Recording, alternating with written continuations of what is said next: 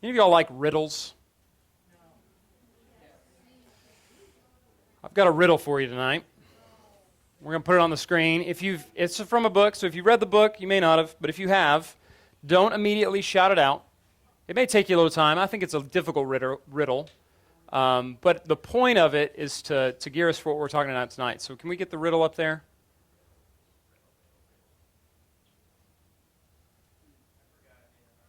Oh, that's right. Okay, so here's the riddle. This thing, so the goal is to figure out what this thing is. This thing, all things devours. Birds, beasts, trees, and flowers. It gnaws iron, it bites steel. It grinds hard stones to meal. It slays kings, it ruins towns, and it beats high mountains down. What is it? I'll give you a second. What is it? It's time. That's right. If you've read The Hobbit, you know what that's from. But so now listen to it with the answer in mind. This is time. All things devours. Birds, beasts, trees, and flowers. It gnaws iron, it bites steel, it grinds hard stones to meal. It slays kings, it ruins towns, and beats high mountains down. It's time. And don't we wish we had more of it? And yet it keeps spinning on, and we find ourselves caught in its rapid flow.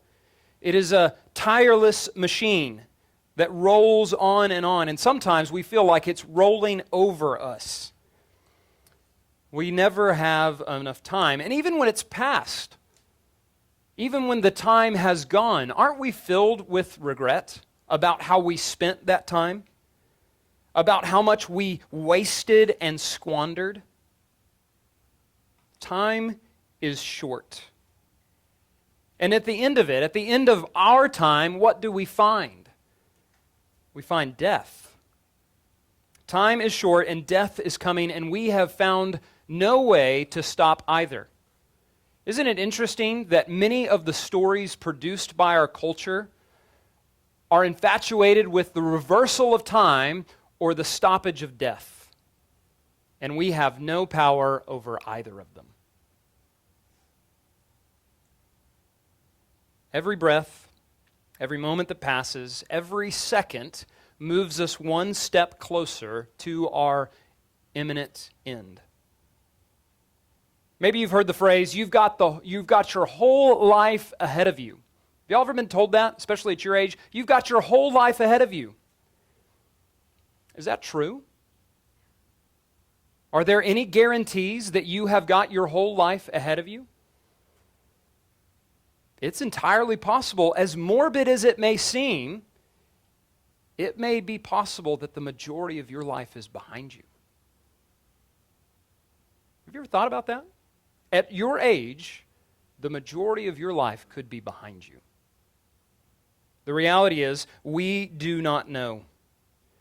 But what we find in Psalm 90 is Moses teaching us a profound mystery. That time is not an enemy to be fought, but time is a gift to be used. See, at the very moment of your conception, when you came into being, God set a clock. God gave you time. And to each of us, He gives a different amount. But in His goodness, He sets the bookends of our life, our beginning and our end. Acts 17 puts it this way, and He made from one man every nation of mankind to live on all the face of the earth, having determined allotted periods and the boundaries of their dwelling place. That's Acts 17:26. So what is Psalm 90 teaching us? That is our goal tonight. And fair warning, we're going to hit on some weighty topics. I want you to feel the weight of Psalm 90. I have a strong conviction that if you can grasp Psalm 90 and what it teaches, especially at your age, then you can live a life filled with hope, satisfaction, and few regrets. Do you want few regrets in your life? At your age, I would venture a guess that you already have many. But if we'll not just understand Psalm 90, but believe it, then I believe that we can live a life with few regrets. So buckle in. We're going to hit a lot of Bible as we walk through it because there's some connections here that Moses draws upon and that later authors draw upon from Moses. But I trust that tonight will be worth your time and worth your attention. And here's the main idea of Psalm 90. If you don't get anything else, get this. That the wise know that their life is short. The wise know that their life is short, so they put their hope in the love of an eternal God. The wise know that their life is short, so they put their hope in the love of an eternal God. So let's look at Psalm 90 together. A prayer of Moses, the man of God. Lord, you have been our dwelling place in all generations. Before the mountains were brought forth, or ever you had formed the earth and the world, from everlasting to everlasting, you are God. You return man to dust and say, Return, O children of man, for 1,000 years in your sight are but as yesterday when it is past, or as a watch in the night. You sweep them away as with the flood. They are like a dream, like grass that is renewed in the morning. In the morning it flourishes and is renewed, and in the evening it fades and withers. For we are brought to an end by your anger. By your wrath we are dismayed. You have set our iniquities before you, our secret sins in the light of your presence. For all our days pass away under your wrath. We bring our years to an end like a sigh. The years of our life are 70, or even by reason of strength, 80. Yet their span is but toil and trouble. They are soon gone, and we fly away. Who considers the power of your anger and your wrath according to the fear of you? And we're going to stop there for now, and we're going to finish the second half in just a minute. But here we have, at the very beginning, a psalm of Moses. Now, if you're thinking about the path we've been walking so far, Moses might seem like an odd figure here, right? We've already seen David, and then we've seen Solomon, David's son, who these guys lived way after Moses, and then we had Asaph, who was there after Solomon. So we've already had 3 generations of men that we've encountered, and Moses is before them all. So why are we talking about Moses now so far in the book? Well, I think it is in part because of where the last section ends. So maybe your Bible says this, but Psalm 90 is the beginning of a new book, a new section in the book of Psalms. But I want you to see how the last one ends, Psalm 89. Look at chapter 89, verse 46. Where are the people of Israel before we enter this new section? This is what it says. How long, O Lord, will you hide yourself forever? How long will your wrath burn like fire? Remember how short my time is. For what vanity you have created all the children of man. What man can live and never see death? Who can deliver his soul from the power of Sheol? Lord, where is your steadfast love of old, which by your faithfulness you swore to David? Remember, O Lord, how your servants are mocked, and how I bear in my heart the insults of the many nations, with which your enemies mock, O Lord, with which they mock the footsteps of your anointed. So here, Israel is at a point where they're wondering, is God going to keep his promises? They're wondering if God is going to uphold his end of the bargain. In other words, they're saying, what gives, God? This looks nothing like what you promised David. In fact, the nations are openly mocking Israel and your chosen one. And so what the psalmist, the architects of the book of Psalm do is they direct Israel's attention to Moses, because Moses is an example of faith while you wait. In fact, Moses dies waiting on God to fulfill his promise. Did you know this? That Moses, this great man of faith, this man that led Israel out of Egypt, he comes through the Red Sea, he sees God do all of these things, and then he gets to the end of his life, and you know where he dies? On the border of the Promised Land. In Deuteronomy 34, God has Moses go up onto this mountain. He says, look at the promised land that I promised to Abraham, Isaac, and to Jacob. You see it? That's where the people are going to go, but they're going to go without you. You're going to die here. And that's what happens. Moses dies, they bury his bones there, and then Joshua, his assistant, leads the people on. Moses dies without being able to see the fulfillment of the promise of God. He sees none of it. But I want you to hear Moses' last words. Do you think last words are important? I think they are. Moses knows. Moses knows he's not going into the promised land. Moses knows that he's going to die right before he gets there. But I want you to hear what Moses says with his last words to Israel and hear the similarity to Psalm 90. This is what he says. Deuteronomy 33:26. There is none like God, O Yeshurun, who rides through the heavens to your help, through the skies in his majesty. The eternal God is your dwelling place, and underneath are the everlasting arms. See, Moses wants to close his life reminding them that the promises of God are not secure because of the place. They're secure because of God. God is the dwelling place. God is the safety and security of his people. See, Moses is an example of faith because he trusts God even though he doesn't experience the fruit of the promises of God. He believes God's word is true. But what wells this faith up within Moses? Why is Moses such a man of faith? Well, I think in Psalm 90, he's articulating his faith. Why he believes God and why he holds such confidence in his word. Well, it begins here, right? Before the mountains were brought forth, or ever you had formed the earth and the world, from everlasting to everlasting, you are God. See, the first thing that Moses is reminded of is that God was there before anything else. Before the mountains were created, before the land was formed, before the earth was ever in existence, God was.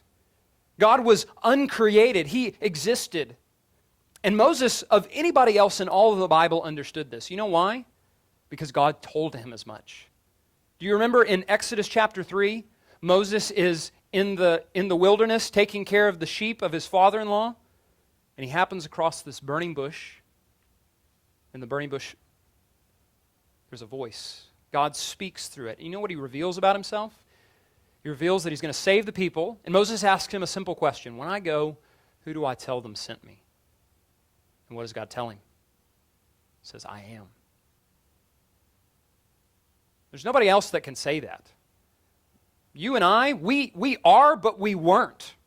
We have a beginning. We have an origin date. But God has none of that. He is from everlasting to everlasting. He is the God above all. You've heard the saying, there's always a bigger fish? Not so with God. God is above all, beyond all. He is before, over, and after time. God is God. God is the ruler and creator of all things. He is the end-all, be-all. All things find their origin in Him. And so the first thing that fuels Moses' faith is the realization that God is God. But then secondly, Moses' faith is fueled by the fact that he is not. That Moses is not God. Look what he says in verse 3. You return man to dust and say, return, O children of man. You know why he's saying you return man to dust? Because that's what man's from. That's what we were created from. We are from the dust, God tells Adam in the curse, and to dust you shall return. Meaning, God formed us out of the dust, and when we die, we go back to it. Our lives are fleeting. We were created out of something, and we will return to it. And even if we think our lives are substantial and long, Moses is here to correct us. He wants us to know how short our lives is. Notice what he says in verse 4. For 1,000 years in your sight are but yesterday when it is past. Meaning, for God, the experience of 1,000 years is but a day. It is no time at all. 1,000 years is nothing to him. It's but a day. It's but a night. It is a moment to God. And did you know that people used to live close to 1,000 years? Immediately after creation, Adam and his immediate descendants, we have recorded that they lived 800 years, 900 years, 969 years, almost 1,000 years. And you know what Moses says? Their lives were but a day. Even 1,000 years, life was but a day. And the picture is even more bleak for us. Look at verse 10. The years of our lives are 70. Or even, for the fortunate and the strong, 80. Like the longest recorded lifespan that we have is 123 some odd years, right? That's as long as it gets. And that is but a fraction of that 1,000, which God is said to have experienced that in a day. You think our lives are long? They are but a blink to God.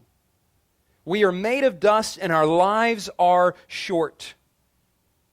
The longest life that we can live is but a breath. God is from everlasting to everlasting, and our lives are described as grass, to be renewed in the morning and then withered by the evening. Even in this passage and in many others, our lives are compared to a breath, a vapor, a mist, a sigh, a shadow. In other words, in the grand scheme of things, our lives are insubstantial, they're short, and they're fleeting. And at the end of them, what do we have to expect? It's the same end, right? It's death. Death is what comes at the end of that short, brief life. There it is, death. What's inevitable? Death and taxes, right? And I'm still not sure on the taxes. Now, we certainly arrive at death in a variety of means. Again, I told you tonight was going to be heavy. People die in the womb. People die as infants. Children die daily of starvation or even things as morbid as murder. People die in car wrecks, killed in accidents. People die of overdoses, self-inflicted harm. People die even playing sports. And then as you get older, disease starts to become more prominent, right? People die of heart attacks. People die of cancer. People die of Alzheimer's. And whether it's not one of those things, people die in natural disasters. People die in war. Death comes for us all. Yet even though the means of death changes from person to person, the cause of death is the same. No, it's not COVID. The cause of death is the wrath of God. Did you know that the wrath of God is killing you? The wrath of God is what brings upon death. The wrath of God is the payment for sin. It is what we have incurred. It is what we have earned. It is what we deserve. Moses says as much. Look in verse 7. For we are brought to an end by your anger. By your wrath we are dismayed. For you have set our iniquities before you, our secret sins in the light of your presence. Guys, the wrath of God upon sin is what brings about death for humanity. Life is short, death is inevitable. But wait, there's more. Moses tells us that life is painful. Look at verse 10 again. For the years of our life are 70, or even by reason of strength, 80. Yet their span is but toil and trouble. Moses is summing up the overarching theme of the human life. Toil and trouble. That ought to be put on a billboard somewhere. Human life is toil and trouble. Moses. Right? Last week I encouraged you by reminding you you're not that important. Or was that 2 weeks ago? Now I'm telling you, hey, your life is toil and trouble. Aren't you so glad you come? Life is painful.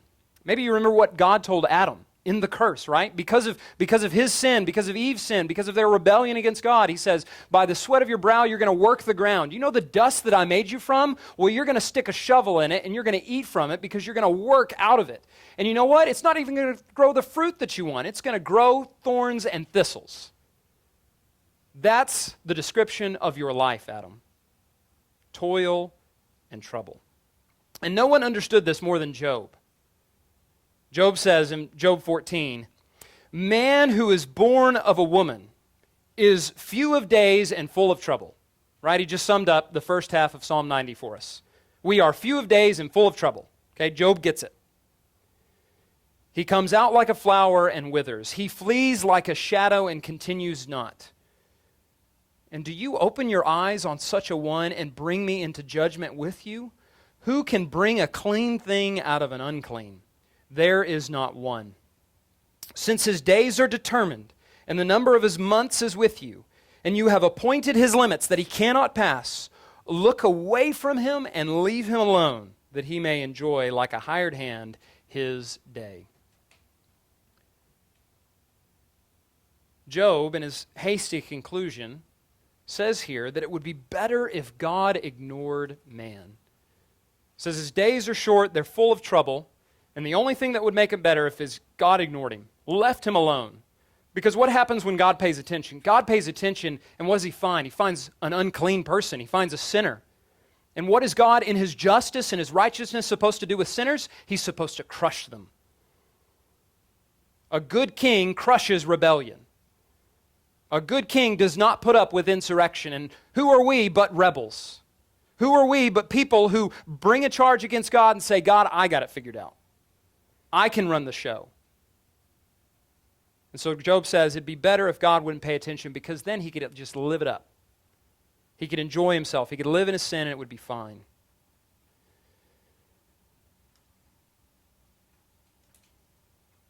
And so we find this point, right? That our life is short, it's full of trouble, we die, and then what happens when we die? God judges us. Hebrews 9:27, and it was appointed for man to die once, and after that comes judgment. How does that make you feel? This description that Moses is painting of life. Let's assume for a moment, this is a big assumption, that you live a long life, that you live a peaceful life, that you die peacefully of natural causes, which any of these things we have no guarantees. You'll die just like the rest of us. And then your body, which has already begun now, is literally in a state of decay, in a state of decline. You're crumbling into the dust. Anybody ever watch Wizard of Oz? I don't like that movie.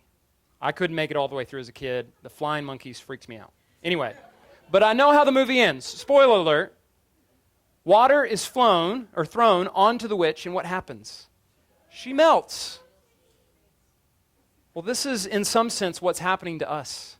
The wrath of a God is upon us, and we are being undone. We are being crushed by God's justice. In other words, we are building our lives like sandcastles on the beach that are to be done away with at the moment the tide comes in, to be wiped off the face of the earth, never to be remembered again. And isn't this Jesus' point in his Sermon on the Mount? He ends the Sermon on the Mount saying, the foolish man builds his house on the sand. And when judgment comes, what happens? It's swept away. And how does Moses end this section? Look at verse 11. Who considers the power of your anger and your wrath according to the fear of you? You know what Moses is saying here? He's saying all those thoughts you've had about God's judgment and wrath, the shortness of life, the trouble, ratchet it up. Even now, your thoughts are too low. God's justice is greater than you think. God's wrath is more terrible than you think. Your sin is greater than you think. You don't fear God enough. That's what Moses is telling us. After all that, he says it's not enough. Human comprehension can't come up to that point. All right, so everybody feel a good sense of despair and hopelessness yet? That's where we're trying to get you, okay? It's where Moses has taken us. It's not my words, it's Moses' words, right? Well, the point here is you won't find happiness in a long life. You won't find satisfaction in a life free of trouble. You won't find satisfaction or joy or hope investing in sandcastles. Put your hope in something that lasts. And that's where Moses takes us. Verse 12. So teach us to number our days that we may get a heart of wisdom. Return, O Lord, how long? Have pity on your servants. Satisfy us in the morning with your steadfast love, that we may rejoice and be glad all our days. Make us glad for as many days as you have afflicted us, and for as many years as we have seen evil. Let your work be shown to your servants, and your glorious power to their children. Let the favor of the Lord our God be upon us, and establish the work of our hands upon us. Yes, establish the work of our hands. See, here we have the point of this passage. It is the wise man. It is those who, in wisdom, recognize reality. They recognize what Moses has taught us, that God is God and that we are not, and we owe Him everything. We live short lives, but at the end we will still be held to account for them. And we will stand in judgment. So what does wisdom do? Well, it shows us that our lives are short and that our lack of time is actually a gift. God gives us no spare time. You have no extra time in your life. God has set your time. You have no more or no less. This isn't soccer. In soccer, the refs don't understand how a clock works, right? Do you know how soccer works? If the ball goes out of bounds or it stops playing, the refs kind of keep account of that, and at the end of it, they just add on extra time